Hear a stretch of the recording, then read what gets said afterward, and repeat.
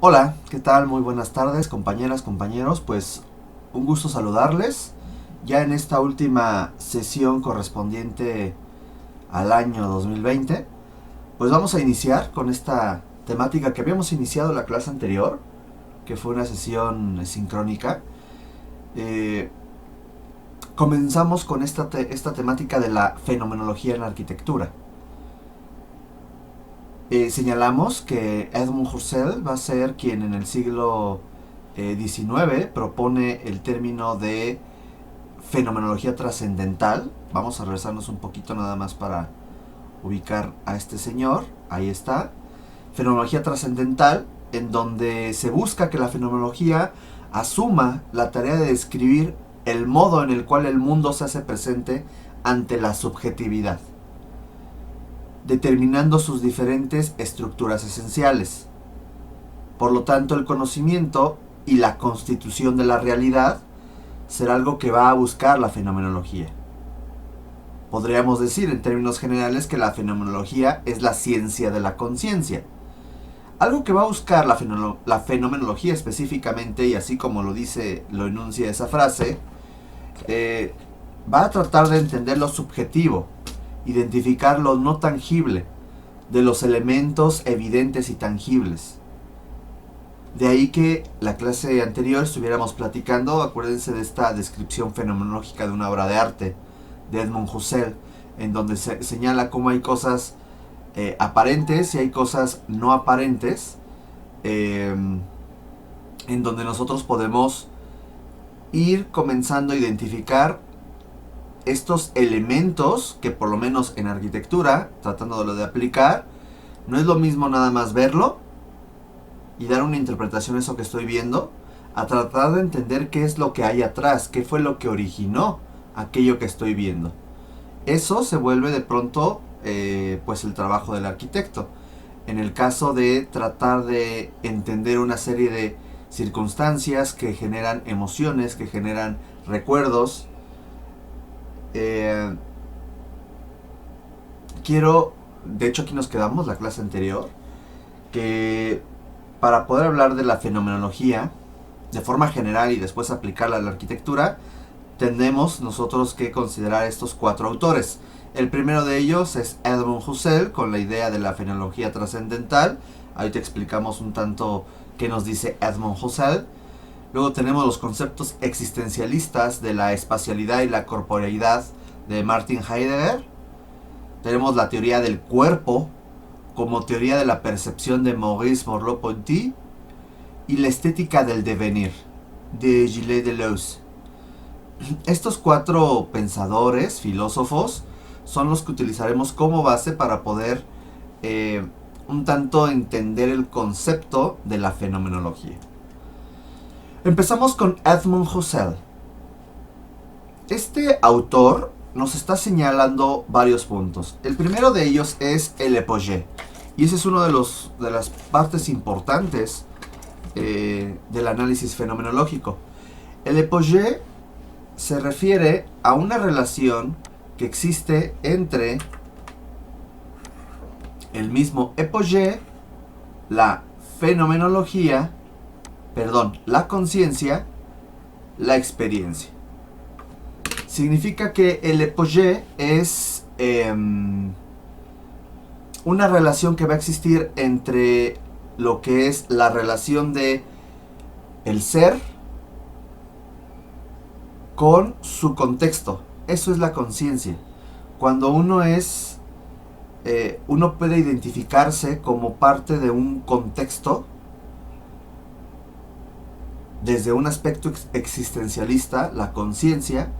Eso es lo que tendríamos nosotros que entender como tal. De hecho, aquí me tengo que regresar un poco. Ya recordé que teníamos nosotros por aquí una discusión de conciencia con S y conciencia sin S. Ustedes dirán, pues es que se escribe como esta segunda opción.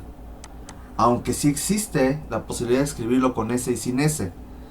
Con S, que ese es el término que de hecho nos interesaría, capacidad del ser humano para reconocer y percibir la realidad que lo rodea, para relacionarse con ella, reconocerse dentro de ella y reflexionar sobre ella. y es también el acto psíquico por medio del cual el individuo se reconoce a sí mismo en el mundo.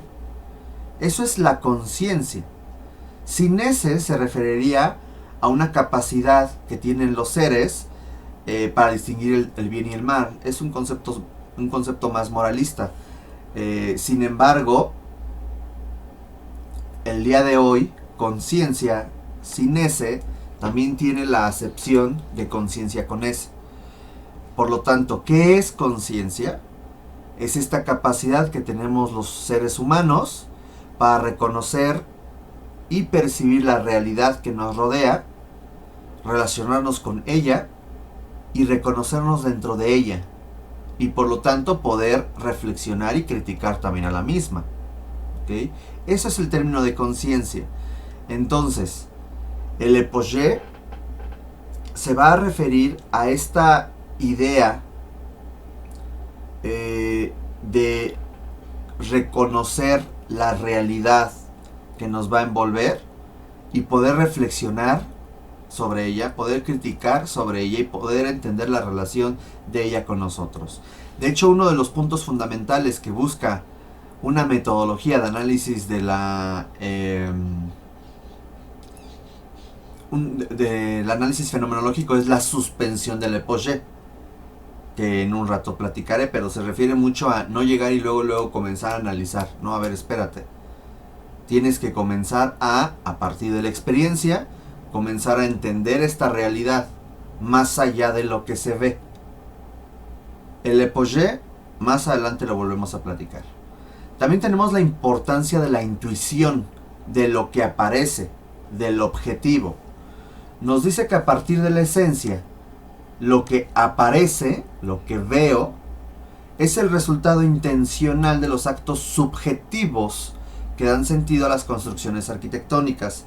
Esto va a ser algo muy importante, porque nos está diciendo que hay algo atrás de lo aparente, o sea, lo no aparente.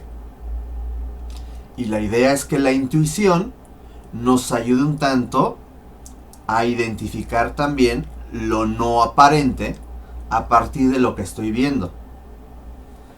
Nos señala también el autor que el espacio será la construcción, y esa es una definición muy importante. El espacio será una construcción de la conciencia y la dimensión de la Lebenswelt. No sé si se pronuncia así, mi alemán no es muy bueno. ¿Qué significa Lebenswelt? Actos sociales, culturales e individuales que rodean al individuo, al ser. Vamos a sustituir la palabra. El espacio será la construcción de la conciencia y la dimensión de los actos sociales, culturales e individuales que rodean al ser. Vean cómo esta definición va más allá de lo que nos había señalado, por ejemplo, Bruno Sevi. También tenemos la distinción entre espacio-lugar y el cuerpo como sistema de referencia. Sin embargo, de esto vamos a hablar en siguientes sesiones. Y finalmente, algo muy importante que le va a dar pie, le va a dar justificación a la idea de la fenomenología, es la referencia que tendrá el autor también sobre la obra de los filósofos Hamilton y Lazarus, que dicen que la fenomenología es el análisis descriptivo de los procesos subjetivos. Más claro no puede quedar, compañeras y compañeros. Voy a tratar de describir lo no aparente de lo aparente. Voy a tratar de escribir las cosas que no veo, las cosas intangibles del objeto arquitectónico, del objeto palpable. ¿Ok?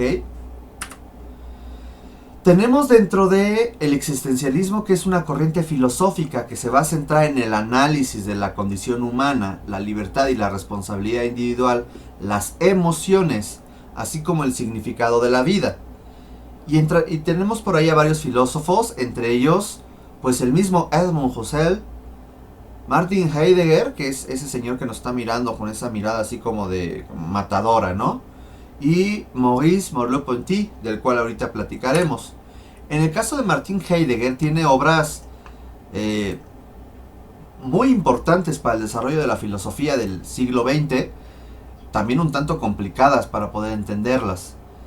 De forma muy general, señalaré lo siguiente de Martin Heidegger. Él nos habla de una corporeidad y un Dasein, el ser ahí, que se refiere a una existencia. Por lo tanto, la idea del ser y la idea de la corporeidad de este ser es algo que en sí da la existencia. Nosotros existimos. Hay una relación, por lo tanto, de este cuerpo y del espacio. El espacio existe porque nosotros existimos. Y hay una relación del lenguaje, en este caso lo podremos traducir también al lenguaje arquitectónico debido a la misma existencia, a la misma condición existencial de nosotros. Y nos está diciendo Martin Heidegger que percibimos el espacio con nuestro yo, descubriendo el espacio inmaterial de la apariencia y de la visión interna. Nuevamente lo que se estuvo diciendo desde Husserl. La idea de tratar de, con nuestra conciencia, descubrir el espacio inmaterial, el espacio que no veo, el espacio no aparente, de lo que sí es aparente. De ahí la gran dificultad que tiene la fenomenología. Y sí, también tiene un sesgo muy subjetivo la fenomenología. Lo material va a afectar a nuestra sensibilidad, estando estrechamente ligada a la experiencia.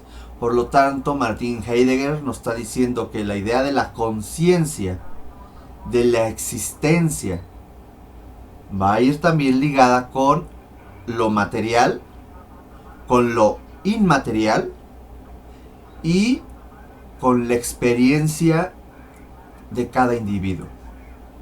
Vamos a ir relacionando estos conceptos. Entonces tenemos la conciencia por un lado, tenemos la existencia por el otro. Ay, el de los tamalitos. Bueno, vamos a tener la relación de lo material, lo corpóreo y la experiencia.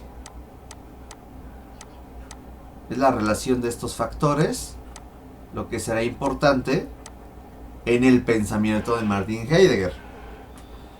Luego, a partir de una lectura muy importante de este señor que se llama Ser en el Mundo, sacamos este extracto. Nos dice: el espacio que es al mismo tiempo distancia a superar y disposición de las cosas en un orden dado, y, a saber, un conjunto de lugares, distancias y direcciones en las cuales la subjetividad misma está implicada y que modifiquen su valor con nuestro cambio la posición en el conjunto. Nuevamente, aquí nos está señalando algunos puntos que más adelante platicaremos y profundizaremos, ahorita no, que tiene que ver con el lugar. ¿Qué es y cuál es la diferencia de un espacio con un lugar? ¿Qué es esto de las distancias? ¿Qué es esto de las direcciones? Tiene que ver con algo que se llama el espacio existencial, del cual retomaremos ya en enero y platicaremos acerca de ello. Tenemos a Merleau-Ponty, Maurice Merleau-Ponty, el cual tiene una obra muy importante que se llama Fenomenología de la Percepción, y podemos nosotros sacar estos 5 puntos. El primero es: él nos señala que hay una primacía de la percepción, que por lo tanto va a significar una primacía de la experiencia. Él relaciona la experiencia directamente con la percepción. A partir de lo que vayamos a percibir, va a tener una gran primacía la experiencia de cada uno de nosotros. 2. El cuerpo humano es la base de la conciencia y por esto se da un compromiso existencial entre el sujeto y las circunstancias. Debido a que cada uno es consciente de su realidad y que nosotros formamos parte de esta realidad, pues existe una especie de compromiso existencial basado en las ideas de Martin Heidegger entre nosotros y las circunstancias que nos orillan a relacionarnos con ese contexto. Tercer punto. La percepción tiene una dimensión activa en la medida en que se representa una apertura primordial al mundo de la vida. Lo que Husserl menciona como el Lebenswelt. Y esto se relaciona mucho con la teoría del Gestalt, de cómo de pronto hay una percepción visual. Eso significa la percepción activa, que va a buscar entender la relación del mundo, de la existencia, con nuestros actos sociales, que mencionaba Edmund Husserl. Cuarto punto. La concepción fenomenológica del espacio en el mundo percibido, desde la espacialidad del propio cuerpo y desde su motricidad, se concretará en algunos recursos arquitectónicos. ¿Qué significa todo esto?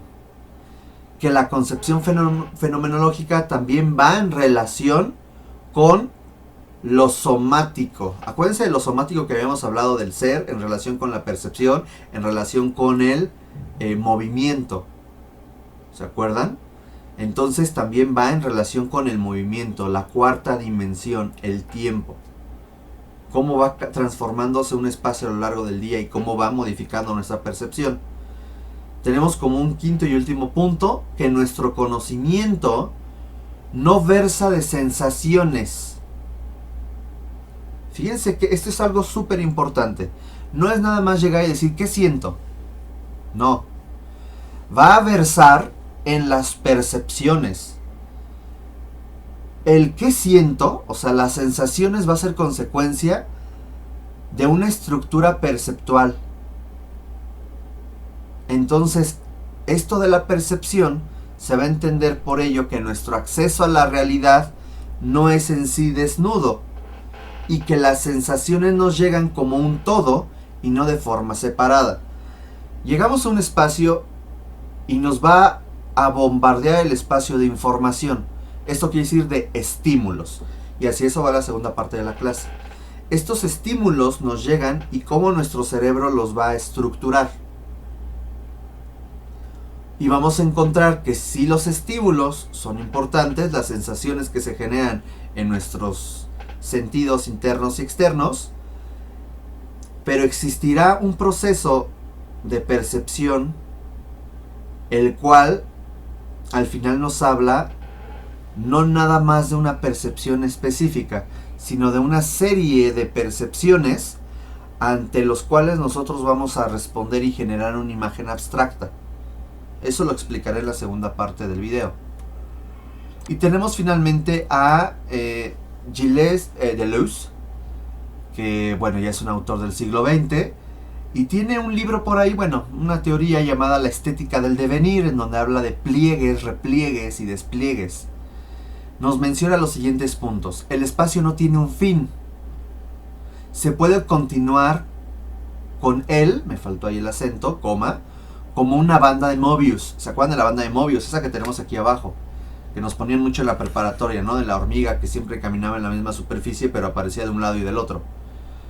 Nos dice que finalmente el espacio es así. De hecho, si vemos esta imagen, el mismo envolvente podría empezar a jugar con esto. ¿Hasta dónde empieza o dónde termina el espacio cerrado, el espacio abierto, el espacio techado, el espacio no techado? ¿Hasta dónde llega la percepción visual, los remates visuales, la contención espacial? Eso es lo interesante del diseño, que nosotros podemos jugar y moldear el espacio.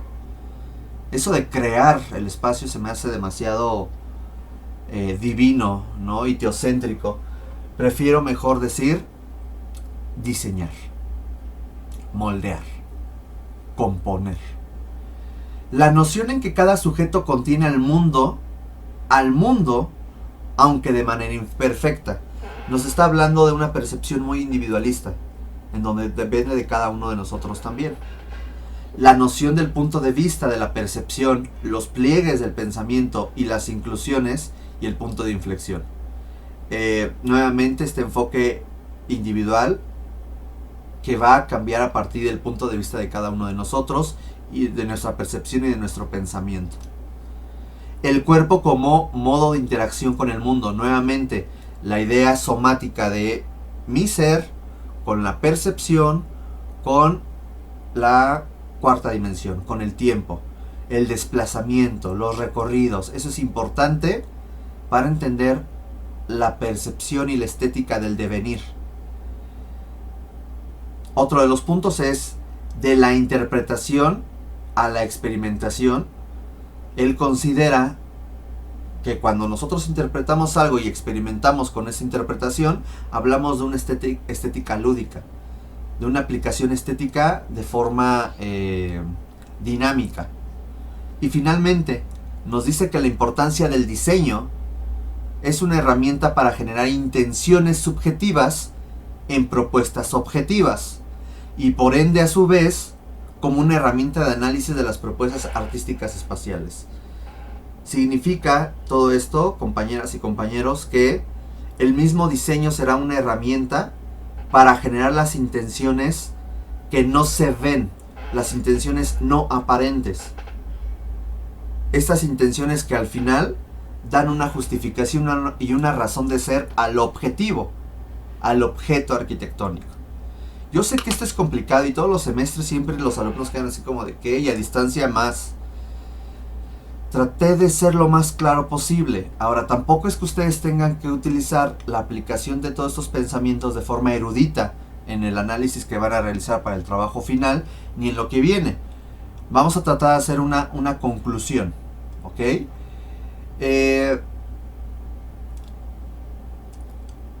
La fenomenología va a tener una metodología. La metodología que se utiliza en filosofía, vamos nosotros nada más a conocerla para saber nosotros cómo podemos cómo nosotros podemos reinterpretarla, ¿ok? La fenomenología va a tener 4 pasos. Una reducción fenomenológica, una reducción eidética, que se refiere a ideas, y una reducción trascendental, junto con la intersubjetividad. Nosotros vamos a revisar las 3 primeras nada más, como una revisión. Edmund Husserl, que fue quien propuso esta metodología, nos señala que la reducción fenomenológica va a buscar una suspensión del juicio. Eso es el epogé.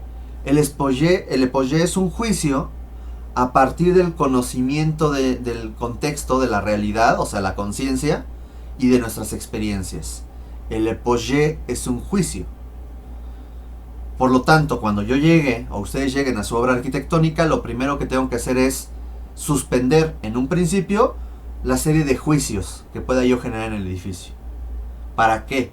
Para generar una actitud natural, que busca hacer un cuestionamiento de que si esos contenidos que estoy percibiendo son reales, imaginarios o ideales. ¿Qué es lo que estoy percibiendo?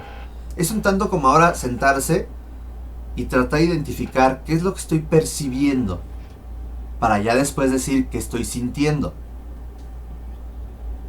Y poder llegar a un llamado residuo fenomenológico.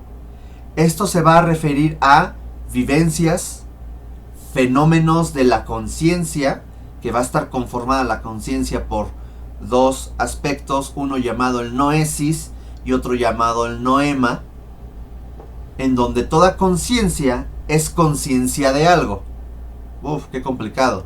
Ahorita de hecho vamos a volver a tocar esto del noema y del noesis. Nosotros en términos generales podremos decir que el noesis se refiere a los actos del pensamiento y tiene que ver con lo no aparente, lo subjetivo. Mientras que el noema son los objetos intencionales del pensamiento, o sea, lo objetivo. El noema es aquello que es objetivo y el noesis es aquello que es subjetivo y que tiene que ver con todos estos actos y estos procesos mentales. No porque ambos no se desarrollen en nuestra mente, de hecho ahorita lo vamos a ver. Tenemos la reducción eidética, que se va a referir a buscar la esencia de las cosas, las ideas, mediante la intuición, si es real, si es necesario, a partir también de una metodología empírica, de las experiencias. A eso se refiere lo empírico. Por lo tanto, aquí podríamos hablar nosotros de dos tipos de experiencias. Una experiencia concreta, real, que ya viví, y una experiencia intuitiva, no concreta, que no he vivido, pero que a partir de lo que conozco, de lo que he visto, de lo que he aprendido, podría yo suponer el qué es o cómo sería esa experiencia. Finalmente tenemos la reducción trascendental, y esta reducción va a buscar generar o identificar la unidad de la conciencia, o sea, el noesis y el noema.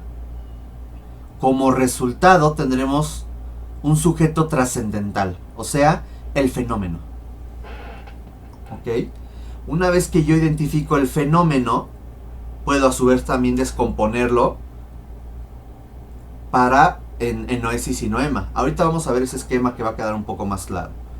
Por último, hablamos, y esto ya es más complicado y va al último paso, del cual no hablaremos, que ya tiene que ver mucho con la filosofía: suspensión de la actitud natural. Esa actitud natural que en el punto número 1 yo rescaté al momento de suspender el apogée, resulta que aquí ahora la actitud natural la suspendo y comienzo a cuestionar si lo real, ¿qué es lo que deja de ser real para la conciencia?